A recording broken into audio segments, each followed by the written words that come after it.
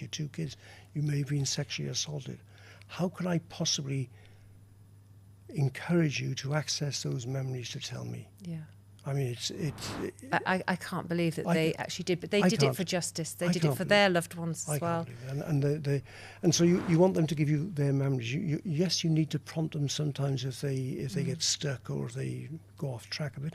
But you want to tell them anything. You want to encourage them to tell you. That's the big difference. Yeah. And I presume these skills that you clearly have and also learnt in dialogue, in conversation with people, you must have had this as well when you were working domestically as a detective.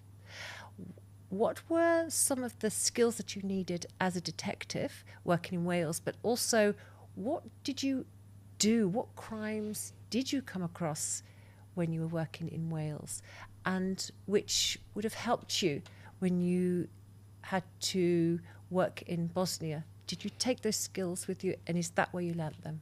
Absolutely. I mean, I was a cop for 27 years, 25 as a detective. I probably investigated or was involved in investigations of everything on the statute book in the UK, basically, from theft of a handbag to murder and kidnapping. I mean, murder and kidnapping, I was part of a huge team then, and I might have been involved in house inquiries, investigating witnesses, scenes of crime. You were allocated a duty, depending on what the case was. Can you tell us about some of those crimes that you had to investigate? In the UK? Yeah, I mean, murder, I mean, there's several I was involved in. A murder of a taxi driver that was never solved, actually, who was picked up in Cardiff and then found abandoned near a place called Bridgend. The taxi that he was taken off, I have no idea, but he was bludgeoned to death with a hammer, no matter what we... And Bridgend, I've heard of, is not a particular, what I wouldn't think of as a particularly high crime area. No, he was not in Bridgend. The body was found just outside Bridgend, right. But it was a very bizarre crime, picked up in an area called Fairwater in Cardiff by taxi and then found bludgeoned to death. I mean, we never solved that one, so that's one in particular. But there you're interviewing witnesses all the time. I didn't interview the witnesses of the victim at that time. But you develop skills of, what would you have to have patience. Can't rush. You have to show some form of empathy. Do you ever do the bad cop, good cop thing that we see in the films, that you have a certain style and... Not with witnesses. Not with witnesses. But yeah, I mean, it's overemphasized. But yes, there's a bit of psychological play there, of course. So tell us more about that psychology as well, from also their point of view, the people that you are investigating, those people that you have picked up for doing a crime, that you think, okay, these people could potentially have committed the crime that we're investigating. Mm-hmm. What do you think goes through their head when they are first brought in by you? Again, a very interesting question, but I guess my instinct is to say the first thing, and I'll say, well, I've never arrested a guilty man, if I can say that, and by that I mean is that everyone I've arrested always said it wasn't me, Gov, it was somebody else. They all said that from the beginning. Pretty much. I mean, none of them put their hands up and said, "Okay, it's me." You do occasionally, but the vast majority don't. So it wasn't me. I wasn't there. It was somebody else's. There's always denial there, and there's no difference in this scenario. And of course, you've got a situation where they don't have to talk to you. They have a legal right to silence. So, is it worse for them if they don't speak? For example, do you automatically think, oh, you're not speaking, there must be some guilt? Or do you have no preconceptions? I'd be lying if you said you don't have any preconceptions, because you've done a lot of research and evidence seeking before. Okay, so you've done a lot of research before you even bring them in. And if you arrest somebody because you arrest them on suspicion of, so you have a reason why they've been arrested. So already linked. You can't go and take somebody off the street just because you think, well, they don't look very nice. I'll take them. Obviously, there is definitely some investigation. So you already have a preconceived idea that they're involved in some way. You may not know exactly. You might think that they've done it, but you don't know quite how. So you then have to try to find a way of being able to talk to them to find out what they're going to tell you about it. And quite often they'll say nothing at all. Or if they do talk to you, it's helpful if they talk to you, because if they tell lies, you've always got a chance of disproving their lies. So it's I guess you have to also look at their body language, and not just what they're saying, but how they're saying it as well. And what about if you get somebody who's, so for example, we're talking about what I imagine here now, normal people, somebody you're having a conversation with, you're asking a question, they are responding, or they're saying, I don't want to respond. That's still, to me, almost normal human behaviour. What happens, and what did happen, if this did happen, when you interviewed somebody who you thought had something like psychopathic traits, or had a severe mental, or should we say personality disorder, a severe personality disorder? How would the interview go with them, and what was that like? Did that scare you when you came across, if you did, anybody like that who you thought, this person is not following the normal human norms and ways of responding? Well, domestically, there are quite strict conditionalities in how you interview these individuals. If you think they have a particular mental issue, then you have to go through a particular procedure to be able to interview them in the first place. Very complicated to go into now. But if I can transfer that to the war crimes arena, if I think about it, I can't think about how anybody can possibly think about killing thousands of people anyway. So you don't have in your mind that person to do that has to be a psychopath? No. I mean, clearly, they probably are. But did they start off as normal people? Yeah, absolutely. I mean, if you look at the array of not just suspects, persons who've been convicted in the tribunal. You have teachers, you have ordinary guys who've come from a bricklaying or working in the fields. You've got politicians. More scary, though? It is. I think it's scary on the scale of individuals. You have teachers, people who have unblemished records, turn out to be sadistic killers. You actually had a case like that? I've been involved on the outskirts of them, yes. I mean, and of course you hear about the cases back home. But I mean, what makes a respected politician or police officer, senior police officer, turn out to be either directly involved or complicit in these horrendous... Or what you see as you look in their background, they've had a relatively, what you would think, a normal background, absolutely, normal upbringing, lovely, helpful parents that married, after young children. I mean, if you're kind of a study of history and you look back at Hitler's entourage and you see some of the psychopaths who were involved there, some of those came from very ordinary backgrounds. Well, what I can't understand is somebody like Hitler was that he was an artist. You imagine these skills for somebody who's got empathy, or some emotion, and then they turn out to be the person who's responsible for genocide. I mean, yes, we've all seen some horrible things. One of the things that we found that was very useful for trials, it's a horrific tape, is the execution of people done by a notorious group of people called Arkhan's Tigers, if I remember rightly. But they were taken from the Srebrenica enclave, and they're taken out. You can see them taken out of their lorries, lined up on the road, then walked off individually into areas, lined up and shot one by one.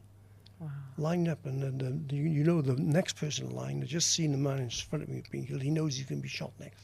Yeah. Then they save two at the end who pick up the bodies, take them to a pit and throw them in there, and they're then shot and dropped in the pit. And you're watching these. It's scary to think. It's scary, but it's not just one or two shooters. These are a lot of people doing this. Yeah. And you just think to yourself, like you said, they're not just one or two people that you've just. Okay, we have to get him. He's the person responsible. So often they have an army behind them. Absolutely. You imagine if let's, for argument's sake, on this particular video, I think you see 4 or 5 shooters. I can't remember exactly now. And somebody who's taking the photograph, and you see them go on and do some house cleaning as well afterwards. Well, if you look at say there's 5 there, you might have 1 or 2 who you could classically call psychopathic, perhaps, but the others aren't. No. They're ordinary people. How so did you ever think about what turned those people? Always. I still do. And one thing that puzzles me, even today, is that you can perhaps understand some of them have been coerced into killing and threatened that if they don't, their families will be dealt with. You can understand that. But we're 30 years on now. The political situation has changed. I couldn't live with my conscience if I'd killed somebody. I'd have to tell somebody about it, if not to say, get off my chest.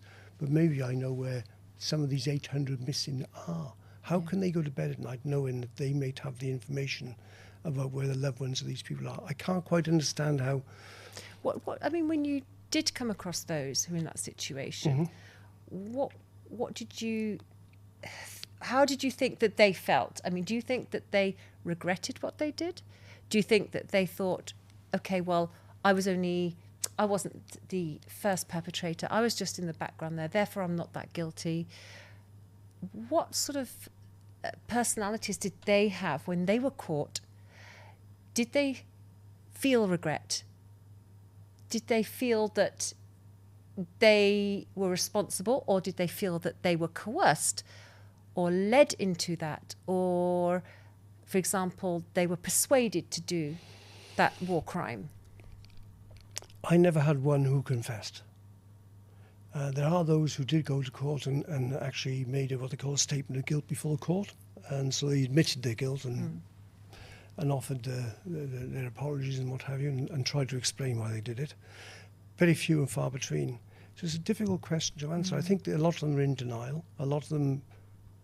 So they didn't say, well, I'm really sorry, it was because I was coerced, I don't know what came over me. Not that type of attitude. I mean, some did, very few. Some did, very few. But the others, I think, just went that they know, either they believe completely in what they did and just don't care. Well, that's what I was going to ask. Why do they deny it? I don't know. But an interesting point of this, perhaps, is that some of those senior ones who were found guilty by the court have returned to Bosnia, have been greeted with the hero's welcome even today. And some of them have actually implied that they didn't do it and don't regret what they've done. I mean, Wow. it's bizarre. That's It's you know, worrying, actually. to hear that, like, even when you have pointed out what they have, all their crimes in court, and they've heard the history, they've heard what happened from the beginning to the end, they've heard that, and they knew they were involved, but they've also heard it from outsiders, and not just one outsider, not just what they perceive as the enemy, but somebody who they perceived as neutral, telling them, this is what happened, this is what you've done, and this is why you're guilty. They still don't accept it. Don't accept it. And you hear, I didn't see this myself, but when Ratko Mladic, who was the military commander, was facing the court, of course, the surviving mothers of Srebrenica were in the public gallery, which is protected by a glass and bulb. But he was doing all kinds of terrible things towards them, like looking at them grinning. So he was taunting his victim. Well, he was taunting the victims, the families of the victims, Absolutely. but taunting you smiling as and grinning. well. Wow. In court. This is the arrogance of the man. That's horrible. Horrible. Yeah. I mean, I can't imagine what the families of victims were feeling at that point, seeing him do that, hearing that as well. Well, that's another thing that amazes me about their capacity to, I suppose, forgive is the ones. Did many of the families of the victims, did they forgive their They do perpetrators? forgive them. They do. If you speak to them now, the majority will say, I forgive them. All, I would shake their hands today. If they admit what they've done, I'd shake their hands today. If I'd lost 22 members of my family, I genuinely don't think I could do that. Wow. And is that to help them survive? Is that to help them overcome the horrors that they feel, those memories? Or is it that they just have no other choice I think it's deeper than that. I think, again, I mentioned Munira Subic. There's many I could mention, but she talks about making a better future for her surviving relatives, and she doesn't have many in for the kids. So not even about their own survival, it's about their children now. It's about the future. Who are growing up. It's about the future. They want to make sure that there is not this, I hate them because they kill all my family, but I forgive them for what they've done. Let's get on with life. We have to coexist, and that's the kind of, I wish I could remember the quote from Munira, but there's quite a few who say some very amazing things. Do you think their religion helped them? Do you think the Bosnian Muslims who suffered from these war crimes, definitely, I think their religion helped? Definitely has helped them. I have no doubt about that at all. None whatsoever. Did it make you think about your existence and religion Always. and what we're here for? Yeah, it does. I mean, yeah, it must do. I think most people would in some ways. I mean, I'm not a spiritually active individual. I am a Christian. I have a few issues with my God at the moment, which I haven't resolved yet. But But no, I certainly have beliefs, and I admire And this. you would have talked to the Christians out there that had, were persecuted. Yeah, I'm very few, because all my, all the victims I've dealt with have been in Bosnia, have been Muslim Yes. victims. Yeah.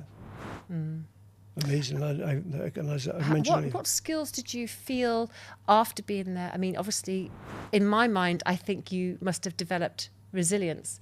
What skills did you then take back to England with you after this? And what did you do then with those skills? I'm thinking deep about that, because the skills I developed my interpersonal skills, of course. I mean, you can't possibly each individual investigator will have a different method of approaching, although it's very similar in style. You have to find your own way of relating to the person you're talking to. And I always believed that I had to give a piece of myself to you as a victim, for example, for you to be able to start to trust me, and then develop a dialogue which encouraged that belief. How do I do that? I'm not quite sure, but you have to find a way.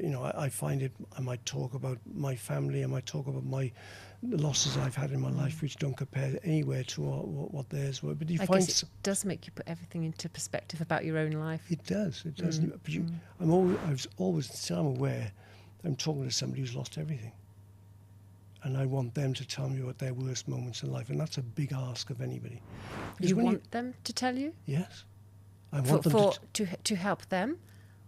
I would like to say yes, but initially, no. My motivation is for the evidence that they've got, isn't it?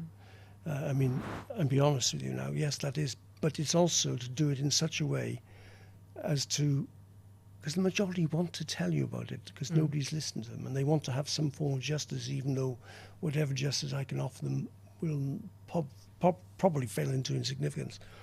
So yes, and I do believe that the majority, when I talk to them, are relieved. They have a relief about talking to me. I won't apply to all of them, but a majority.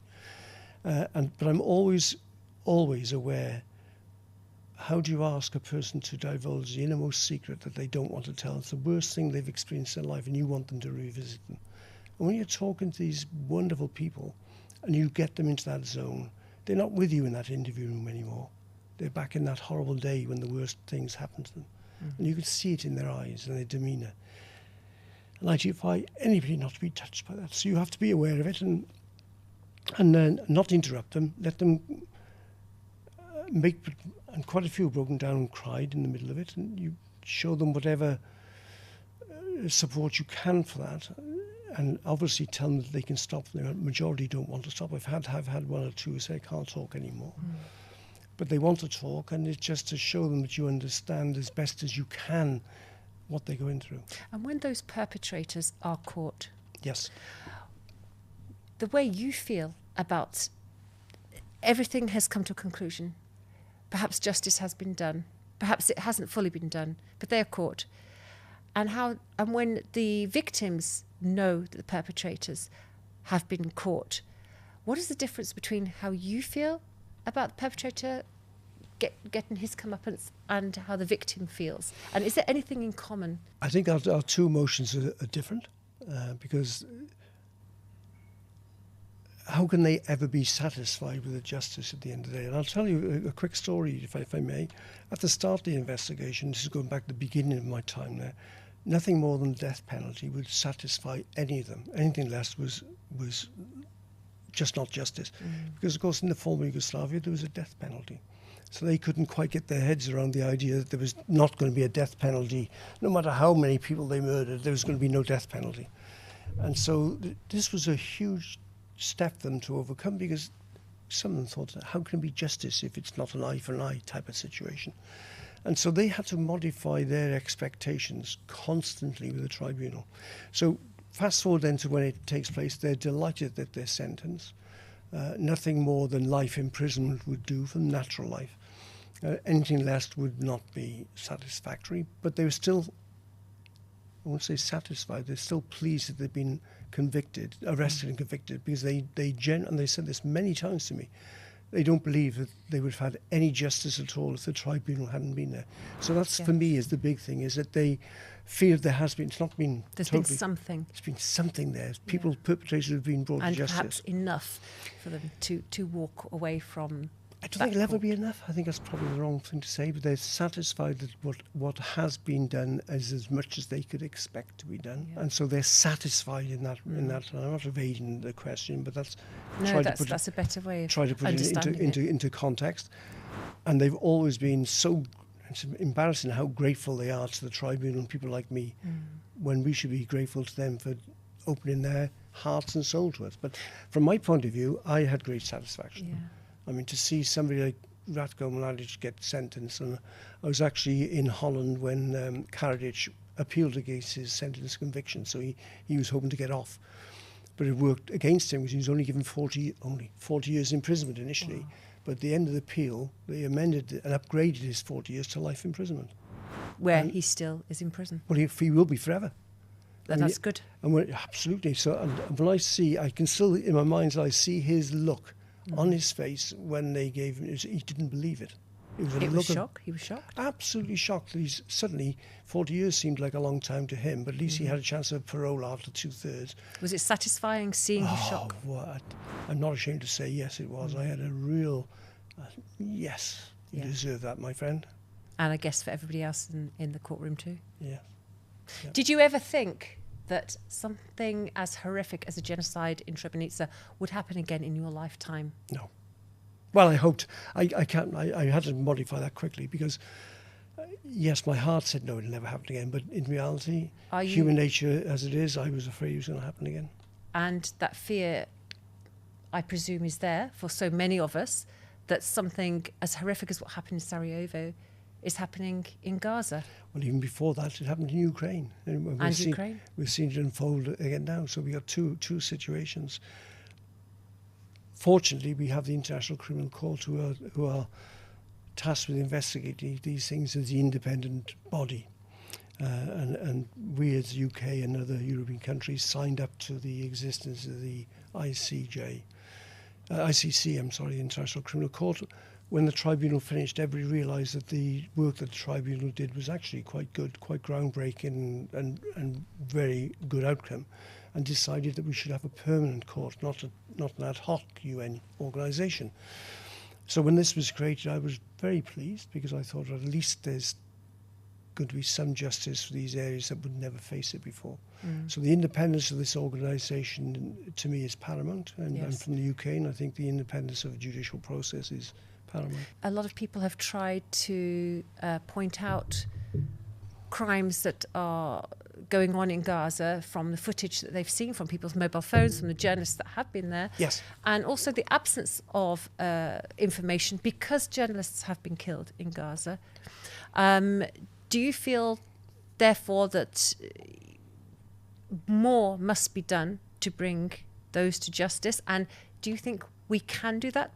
I think there's a couple of angles for an answer to that question. We know, for example, that the ICC have issued arrest warrants for Netanyahu and his I forget which member it is now, it's escaped my memory, and the Hamas leader who's been killed. So the arrest warrants are there. Now, they've been issued because there's been a decision by the chief prosecutor of the ICC that there's sufficient evidence against those individuals for them to be arrested and charged or indicted with war crimes. But that's just the start of the investigative process. That says that there's a prima facie case. Does it normally take that long? Yeah, absolutely. I mean, right. you look at the because people are asking, why is it taking so long?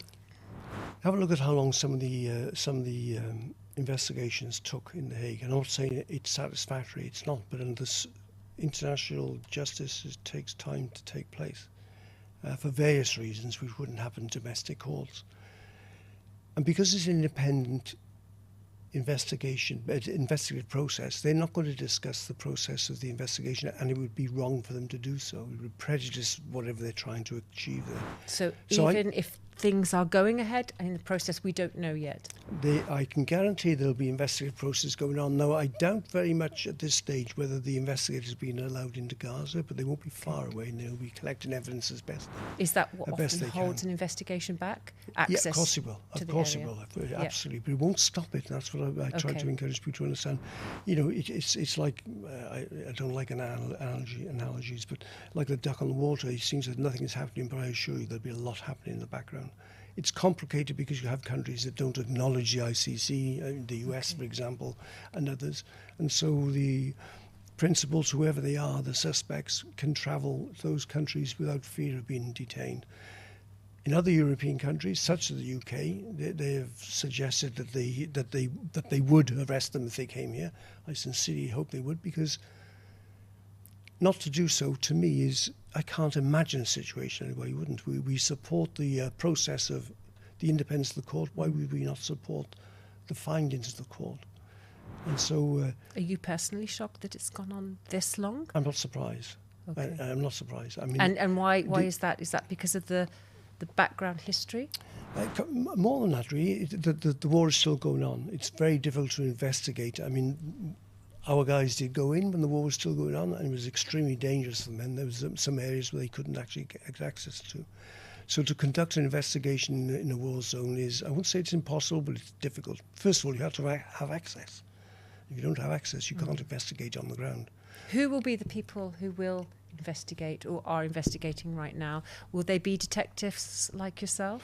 Yeah, but maybe a mixture. There'll be investigators from various backgrounds. For example, in the tribunal, you didn't just have police investigators. You had military investigators. You had customs and excise investigators.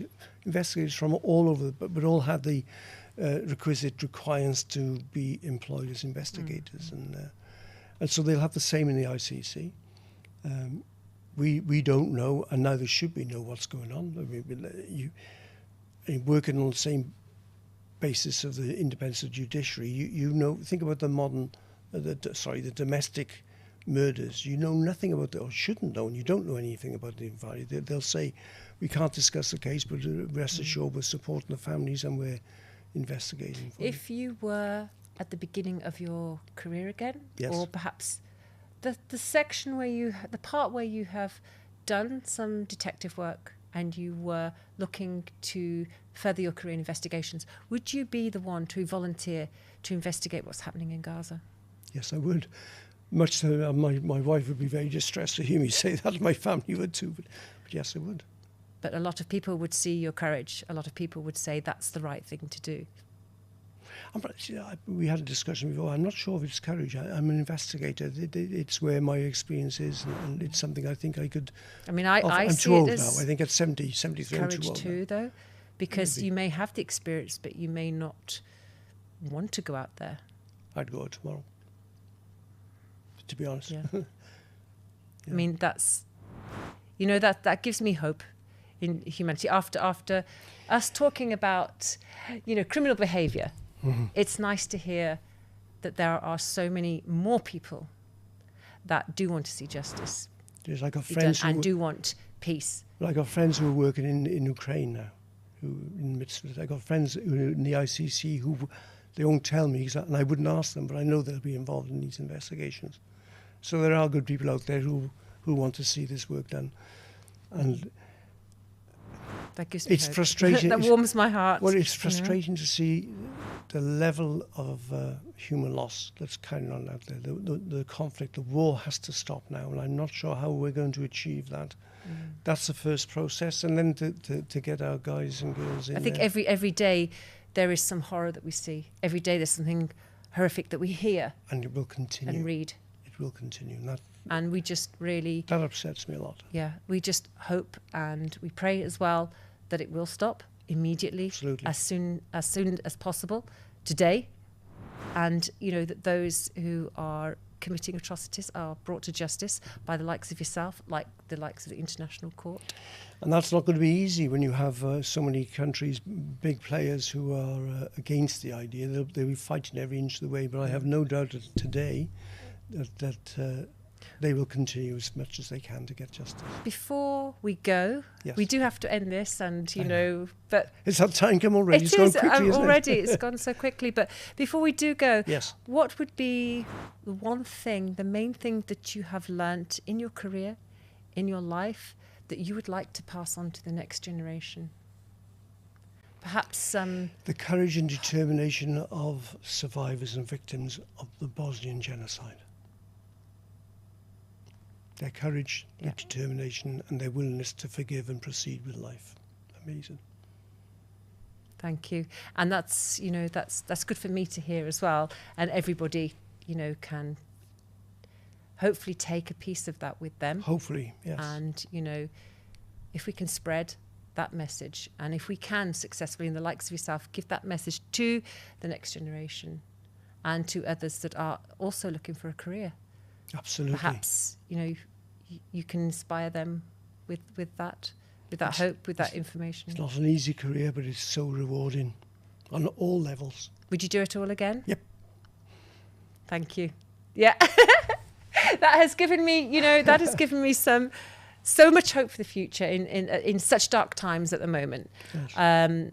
And I really appreciate you coming to talk to us today. Thanks for having me. I And really for having enjoyed it. such a candid talk as well. And some of what you said was not easy to listen to, because knowing that it's going on today as well, knowing it had happened, and the families of those victims are still alive and still having to suffer those memories of what happened day after day.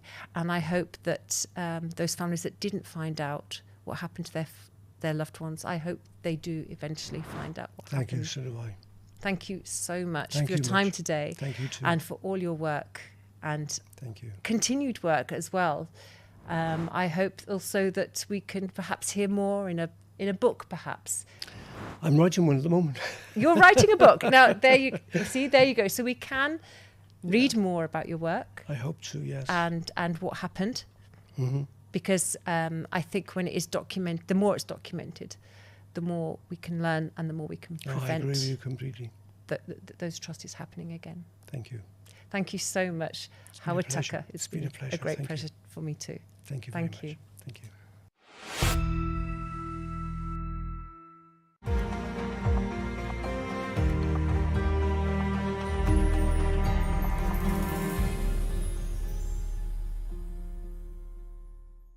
رب أوزعني أن أشكر نعمتك التي أنعمت علي وعلى والدي وأن أعمل صالحا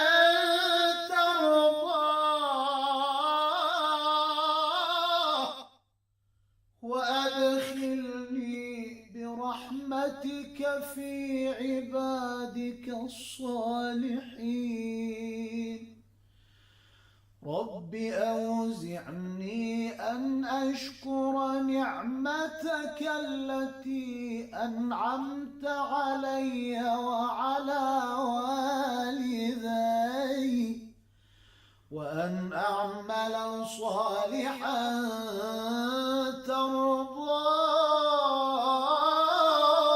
ترضاه وأدخلني برحمتك في عبادك الصالحين رب أوزعني أن أشكر نعمتك التي أنعمت علي وعلى والدي وأن أعمل صالحا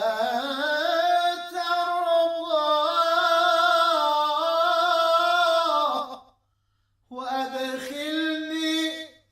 وأدخلني برحمتك في عبادك الصالحين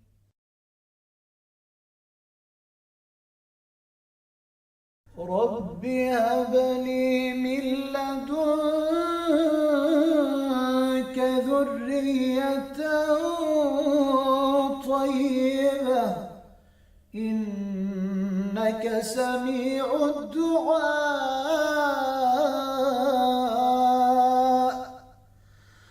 رب هب لي من لدنك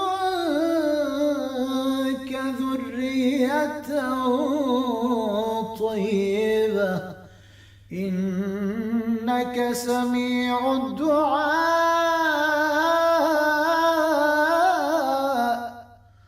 رب هب لي من لدنك ذرية طيبة إنك سميع الدعاء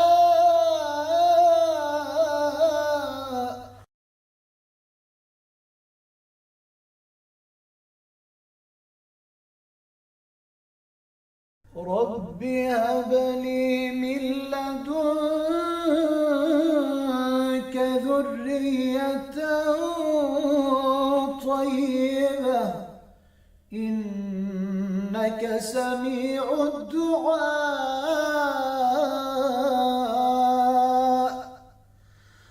رب هب لي من لدنك ذرية طيبة إنك سميع الدعاء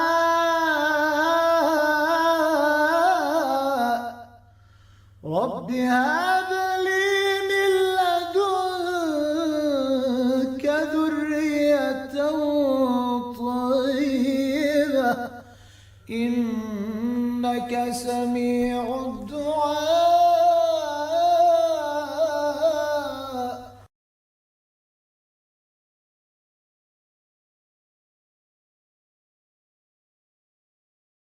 رب هب لي من لدنك ذرية طيبة إنك سميع الدعاء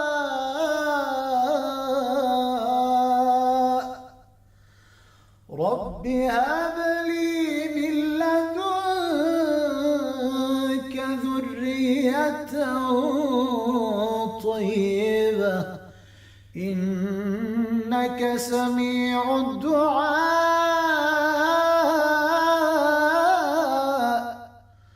رب هب لي من لدنك ذرية طيبة إنك سميع الدعاء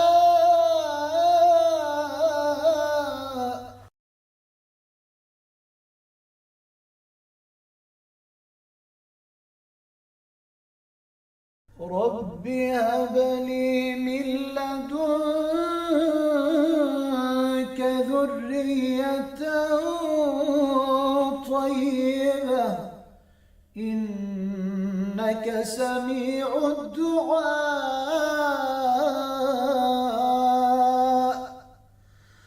رب هب لي من لدنك ذرية طيبة إنك سميع الدعاء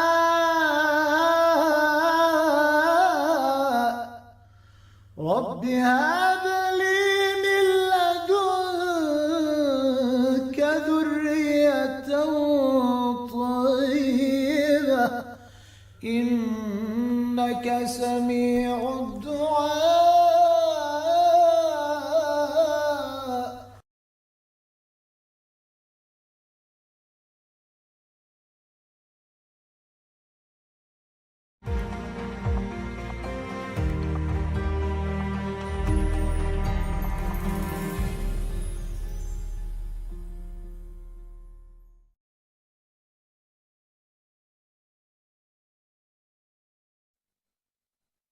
عن أبي سعيد الخدري رضي الله عنه أن رسول الله صلى الله عليه وسلم قال: إذا سمعتم النداء فقولوا مثل ما يقول المؤذن. On the authority of Abu Sa'id al-Khudri, may Allah subhanahu wa ta'ala be pleased with him, the Prophet sallallahu alayhi wasallam said, whenever you hear the adhan, say as the mu'adhin is saying.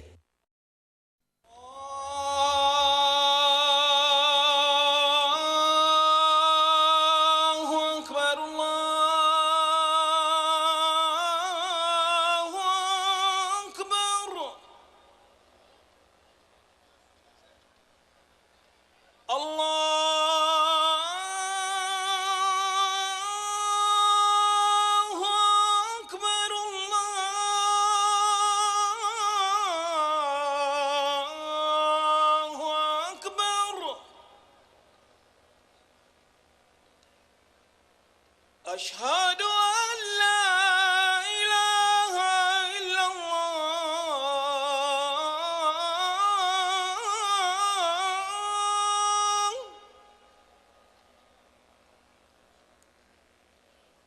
أشهد أن لا إله إلا الله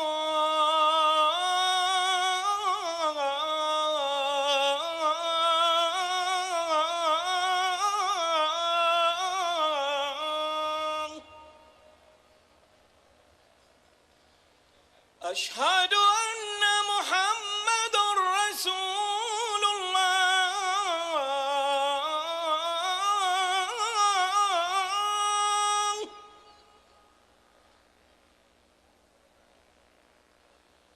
أشهد أن محمد رسول الله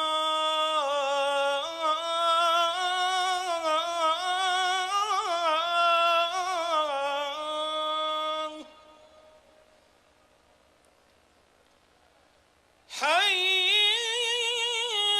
على الصلاة حي على الصلاة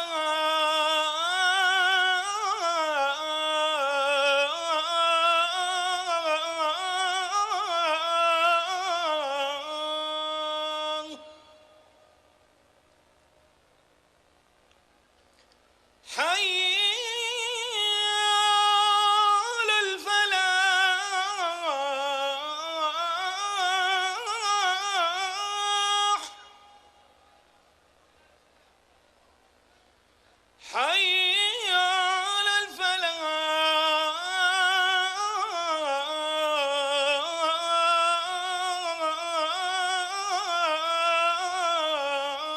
الفلاح الله أكبر الله أكبر لا إله إلا الله اللهم رب هذه الدعوة التامة والصلاة القائمة آت محمدا الوسيلة والفضيلة وابعثه مقاما محمودا الذي وعدته إنك لا تخلف الميعاد. O Allah, owner of this perfect call and owner of this prayer to be performed, bestow upon Muhammad al-Wasila and al-Fadila and send him upon a praised platform which you have promised him. Verily, you never fail in your promise.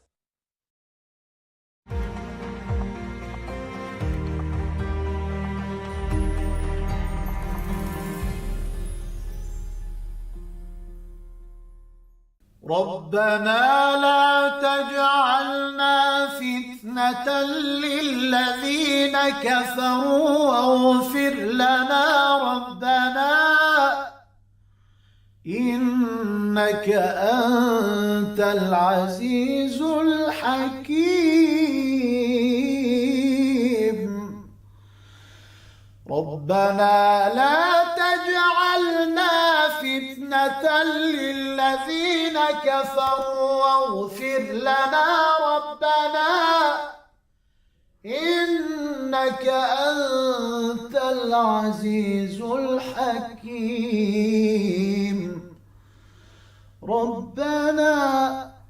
ربنا لا تجعلنا فتنة للذين كفروا واغفر لنا ربنا إنك أنت العزيز الحكيم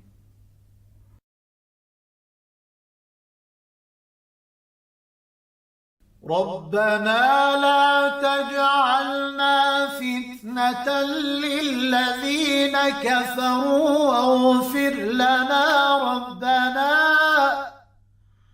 إنك أنت العزيز الحكيم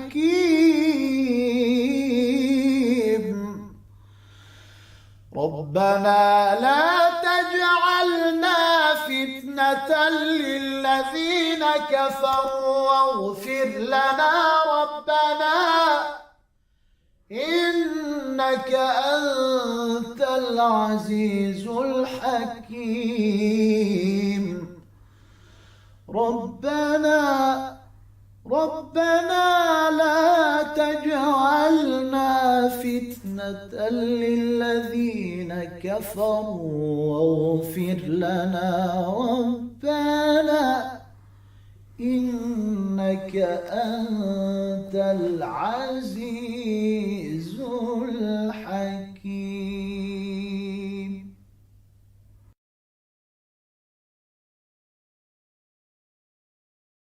ربنا لا تجعلنا فتنة للذين كفروا واغفر لنا ربنا إنك أنت العزيز الحكيم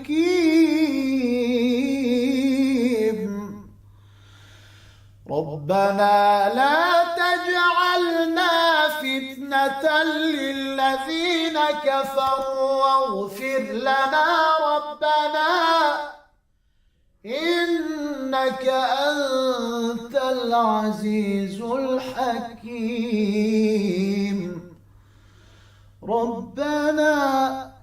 ربنا لا تجعلنا فتنة للذين كفروا واغفر لنا ربنا إنك أنت العزيز الحكيم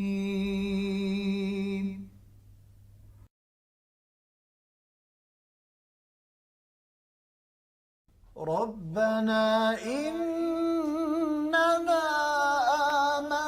آمنا فاغفر لنا ذنوبنا وقنا عذاب النار ربنا إننا آمنا فاغفر لنا ذنوبنا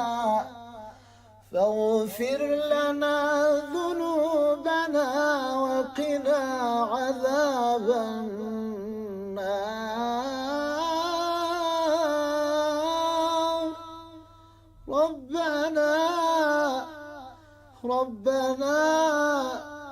ربنا إننا آمنا فاغفر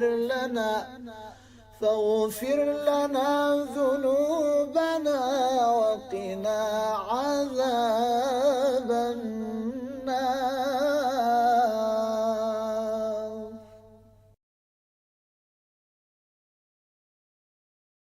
ربنا إننا آمنا فاغفر لنا ذنوبنا وقنا عذاب النار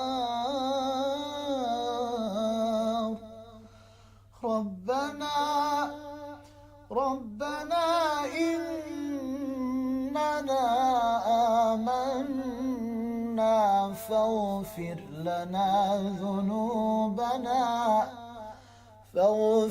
لنا ذنوبنا وقنا عذاب النار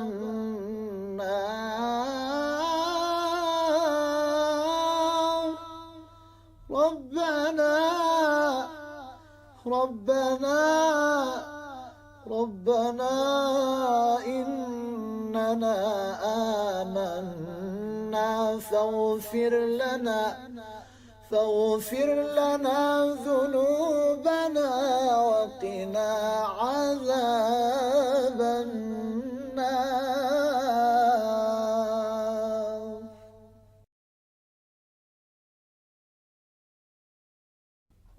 ربنا إننا آمنا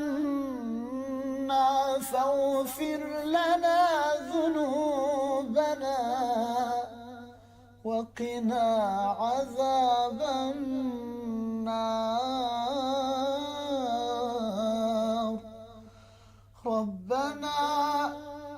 ربنا إننا آمنا فاغفر لنا ذنوبنا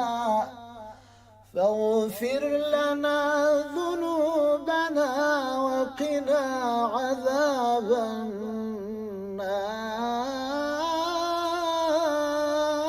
النار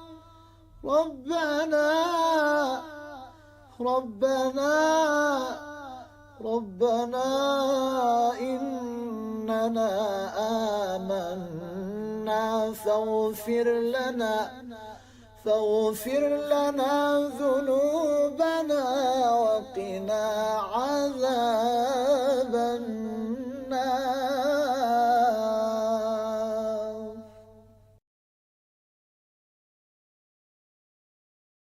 ربنا إننا آمنا فاغفر لنا ذنوبنا وقنا عذاب النار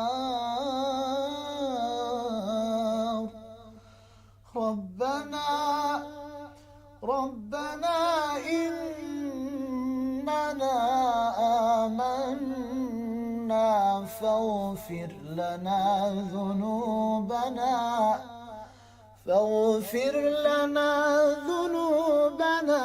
وقنا عذاب النار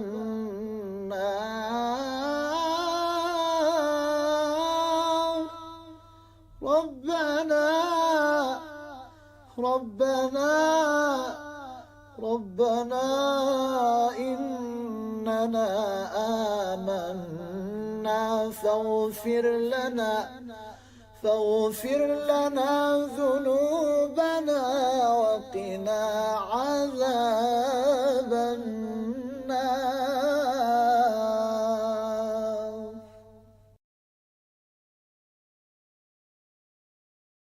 ربنا إننا آمنا فاغفر لنا ذنوبنا وقنا عذاب النار ربنا إننا آمنا فاغفر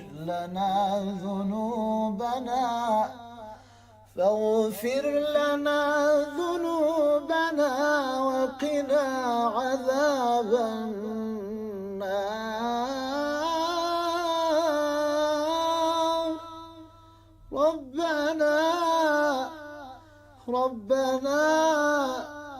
ربنا إننا آمنا فاغفر لنا ذنوبنا وقنا عذاب النار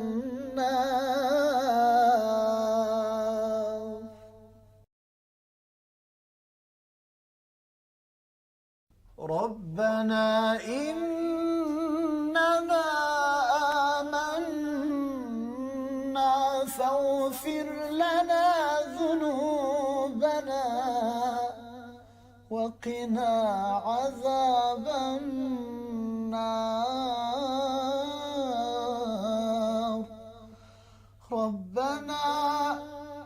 ربنا إننا آمنا فاغفر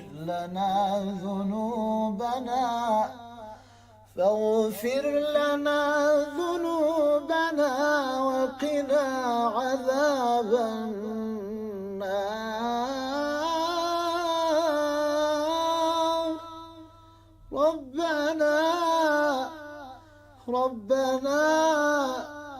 ربنا إننا آمنا فاغفر لنا ذنوبنا وقنا عذاب النار.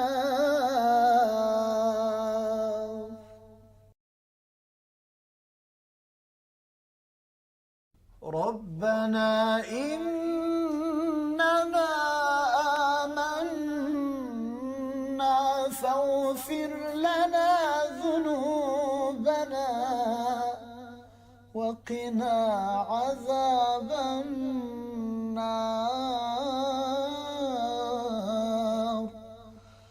ربنا إننا آمنا فاغفر لنا ذنوبنا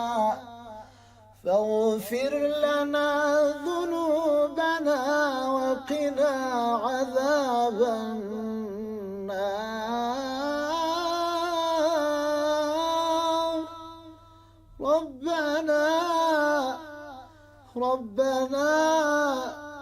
ربنا إننا آمنا فاغفر لنا ذنوبنا وقنا عذاب النار.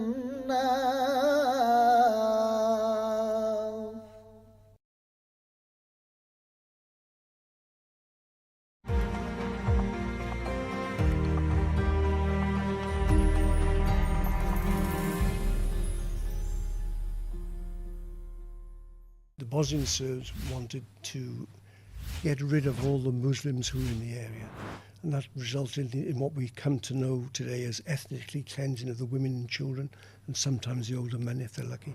And I remember turning to my wife at the time and saying, well, if they do create a tribunal, then they'll need experienced investigators, and I'll be applying.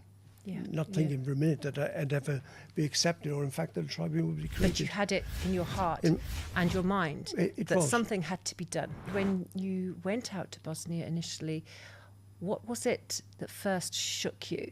What was your first feeling, for example, when you saw a mass gravesite, something that you had not seen before? I don't think words can describe it, really. I mean, coming from a police background, I've seen dead bodies in the past. The most I've ever seen at one time was 2. So to see a grave with potentially hundreds of bodies in it is, can't really describe it. It's quite horrifying. Did you tell them this is what we think has happened to your loved ones? No, Never. no. Welcome, Howard Tucker. It is an honour to have you here at Islam Channel for our podcast. Now, you have so much experience as a highly experienced investigative detective, so with over 50 years of experience, born in Wales, so obviously not somebody who is sleeping under the hills as a dragon, but somebody with fire in their breath. Tell us more about what you do. What I do or what I did, I'm semi-retired now, but initially I was a police officer in South Wales. Excuse me. Joined in 1972 and became a criminal detective in 1975, and then worked for the next 25 years as a detective in South Wales and the Gwent Constabularies. And then in 1998 I was fortunate enough to get a secondment to join the International Criminal Tribunal for the former Yugoslavia as an investigator looking into war crimes. Which is remarkable, but obviously it's not a surprise because of your experience at the time. We, for our viewers, would like to know more about what was happening in the Balkans at that time. As you said, there was a war from 1991 to 1995, and the War Crimes Tribunal you were involved in. So tell us a little bit more about the political background, briefly, just what was actually happening out there at the time. Well, very briefly, the viewers will probably know that there was a breakup of the former Yugoslavia. The former President Tito died in the late 1980s, and the former Yugoslavia started to recognise its nationalities and the various countries that formed the former Yugoslavia, and there was a rise of nationalism, which basically Slobodan Milosevic, who became the president of Serbia, decided that he didn't like the idea of the breakup of the former Yugoslavia and wanted to consolidate, I suppose, simplifying it, consolidate Serbia as the governing body of the former Yugoslavia and maintain the status quo, I suppose. So it resulted in him invading Slovenia in the summer of '91, I think it was. I think they called it a 10-day war. It was pretty bloodless, and he decided to continue his battles after leaving Slovenia behind and attacked Croatia. And there's a nasty war between Croatia and Serbia. And eventually it overspilled into Bosnia-Herzegovina in 1992, 93, I beg your pardon. I mean, so psychologically speaking, these crimes that were going on must have been something that obviously you had not covered before, being a detective. What was going on out there was something so horrific that somebody like yourself, had not sort of even at that point been out there prior to that, or had seen those atrocities other than what was on the news. In your mind at that time, how did you feel about what was going on emotionally? How did it make you feel? I mean, you were obviously very shocked by what was going on, but thinking of those criminals as perpetrators, how did you feel about them and the psychology behind what makes those people carry out such horrific war crimes?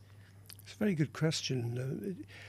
I think, as most people in the UK, I was fascinated and horrified by the developing war in the Balkans. It was so close to home. Excuse me. And I first created the idea of becoming an investigator. I remember the date, it was the 16th of April 1993. I was watching the news at home one night when I come home from work and saw Colonel Bob Stewart, who was at that time in charge of the British UN forces in central Bosnia. And he was standing in front of a burning village, a village called Amici. And this is, I guess, 2.5 years before Srebrenica took place, the genocide. And he was outraged by the crimes that he had witnessed being committed against, as it happened, Muslim civilians in this small village, where it turned out 120 were killed by Bosnian Croat military who stormed the village. And he was standing in front of the burning village, and you could see the victims lying in the pastures and the fields behind him. And he was absolutely outraged, and he was almost insisting that a war crimes tribunal be created to investigate what he saw as war crimes taking place. And I remember turning to my wife at the time and saying, well, if they do create a tribunal, then they'll need experienced investigators, and I'll be applying. Yeah. Not thinking for a minute that I'd ever be accepted, or in fact that a tribunal would be created. But you had it in your heart and your mind that was. something had to be done. It was. And if they, my thought, I had 25 years as a detective and 27 as a cop. And I'd been involved in investigations of murder and serious crimes up until then. And of course, I knew there would be serious perpetrators there. And if they were going to have this tribunal, they'd need experienced investigators. And I felt it was not an obligation, but I wanted to do it. I mean, it's... So a man of justice. Yes, right from the beginning of your career. Well, exactly. As an experienced investigator, you can't be involved in worse crimes than like war crimes, crimes of genocide and crimes against humanity. It's the pinnacle of your investigative career, really. Which I mean, obviously sounds, even as you're describing it, something that I can't even imagine somebody having to get their head around, what was happening out there before they go there. I mean, how did you prepare yourself mentally and emotionally, knowing that you were going to see some of the worst crimes in history? Because Srebrenica has been known and has been declared a genocide, yes, and the only genocide since World War II. So you must have known previously that this was going to be something extremely difficult that's going to touch you to the core and shake you up. So the preparation mentally must have been something that you had to think about a long time to get your head around? Not really. I think as a as any of the investigators who worked in the tribunal, the majority came from very experienced policing backgrounds, as I did. And so you've been involved in nasty crimes, not on this scale, of course, but nasty crimes. You're used to dealing with victims of crime and obtaining witness statements and searching for fugitives, suspects, and arresting them. So that part of it is the norm. But I don't know if I mentally prepared myself for the horrors of genocide, because of course we went there to investigate war crimes and crimes against humanity. At that time, we didn't know if genocide had been committed. It was really... So that's something that we developed. discovered afterwards. Yeah, it came through a natural process of investigation, because without going into the details of the law in relation to genocide, it's very specific, the conditions that you have to meet to reach the criteria. So you start off investigating crimes, allegations. It could be an allegation of murder. And it's only when you develop the crime base that you realise the more serious offences are taken. So you were part of a large team Huge team, yes. that went out there. Yes. What parts of the Balkans did you investigate? Where did you investigate first? My first investigations were in central Bosnia, and as fate would have it, the first investigation I was put on was the attack on the village of Amici, the one that I'd seen Colonel Stewart standing in front all those years before. So it's quite a surreal feeling to actually be involved in that investigation. But I spent the first 2 years involved in investigations in central Bosnia, and that was crimes allegedly committed by the Bosnian Croats against the Bosnian Muslims. And so when we finished those investigations, I was then put on to other investigations and ended up, I did couple of years in Kosovo and Macedonia, and then returned as head of office to Bosnia-Herzegovina in 2005, and then remained there for the next 8.5 years. And when you went out to Bosnia initially, what was it that first shook you? What was your first feeling, for example, when you saw a mass gravesite, something that you had not seen before? I don't think words can describe it, really. I mean, coming from a police background, I've seen dead bodies in the past. The most I've ever seen at one time was 2. So to see a grave with potentially hundreds of bodies in it is, you can't really describe it. It's quite horrifying. Was it on a larger scale than you had imagined previously? No, it was about what I thought. I mean, there was the 400 was in the grave that I went to, and it was. Yeah, it's quite a thing to imagine that you've got 400 souls that are in the grave there. And in that grave at the time, they were men? They were mostly men? Men, majority, yes, all of them, in fact. What happened to the women? Ethnically cleansed from the village, from the surrounding villages, I should say. This was in Prijedor East, in western Bosnia, not Srebrenica itself. So at the time, you found out that the men were separated from the women? Yes. At what age were the men separated? They varied ages from, I think, in that grave was 14 to 74, I think, was the vast span of age groups, as is replicated in all the mass graves, to be honest. And when they were separated, did the women know where their men were going? No, no idea. No idea.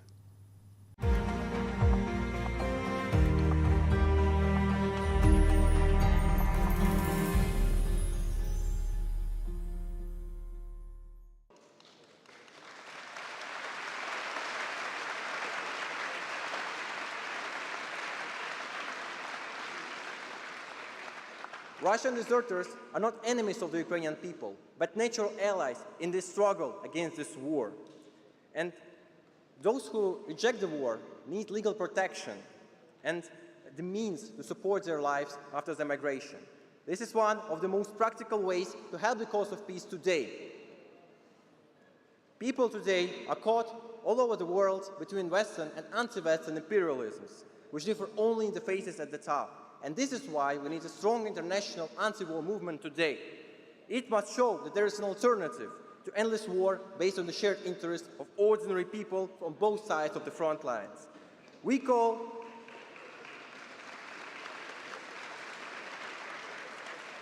on all conference participants to join anti-war international movements, organizing trade unions and activist groups, support conscientious objectors, deserters, refugees, and all those who reject this war from below. As peace from below and post-Soviet left, we oppose Russian imperialism, NATO militarism, and any policy that sacrifices ordinary people to the interests of states and oligarchs. Thank you.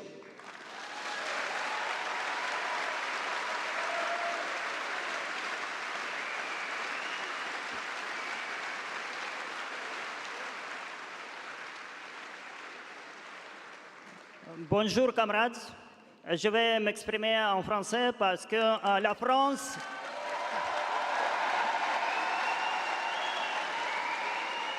Parce que la France m'a accueilli après mon émigration forcée. Merci au peuple français, héritier de grandes révolutions, et j'espère la tour une autre à venir.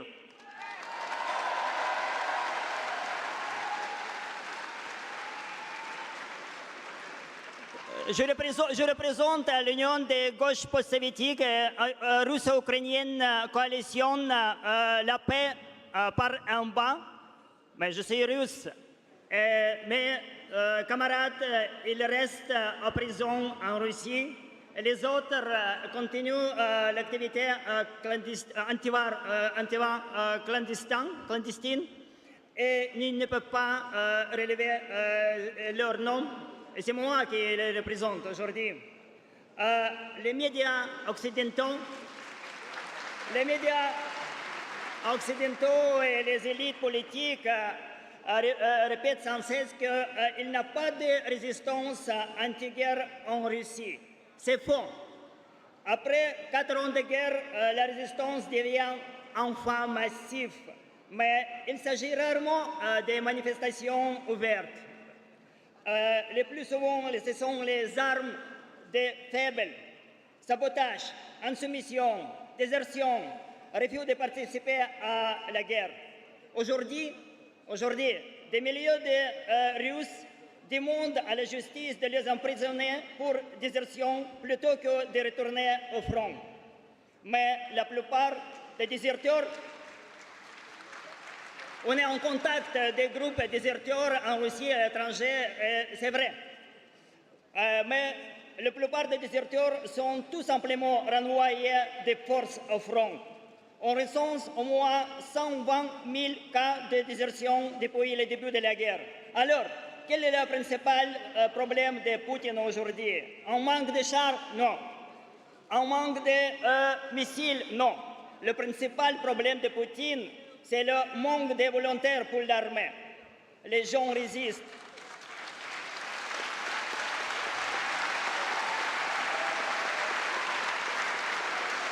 Les gens résistent discrètement, individuellement, souvent sans organisation ni représentation politique. Et c'est précisément cette résistance passive des millions de personnes qui devient la plus grande menace pour la machine de guerre de Poutine.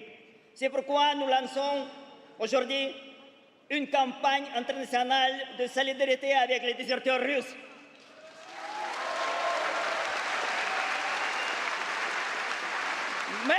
Mais le régime de Poutine a trouvé un allié inattendu.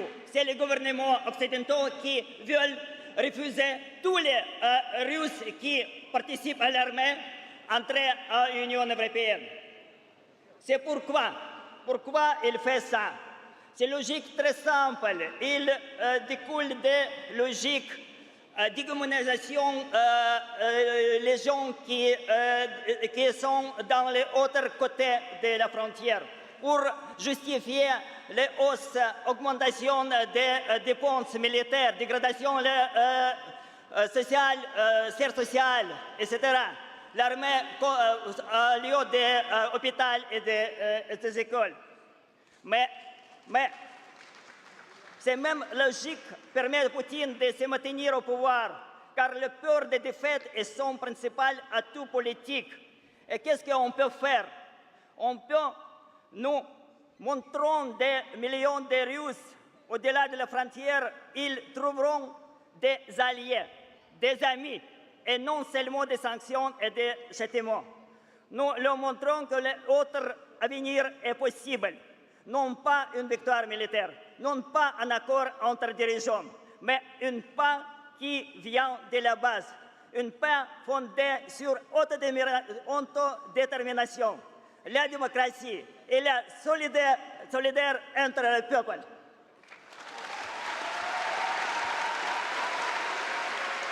Thank you so much, Igor and Andrei.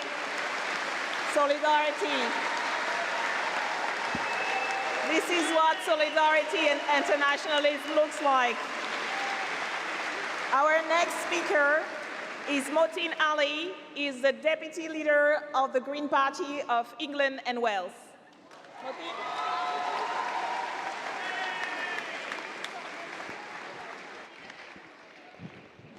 The last time I was at a Stop the War demonstration, the Daily Mail took a picture and plastered it all over the front page to say that I was supporting Iran and the Ayatollah. So for the Daily Mail journalists today, there's going to be some interesting headlines for you for tomorrow. Let's see what they can come up with. But right now, the world is in a real dangerous place. That demonstration that I last came to was to stop the war against Iran, an unprovoked attack led by Israel. Israel has been allowed to bomb the Middle East without repercussion. They committed a genocide in Gaza.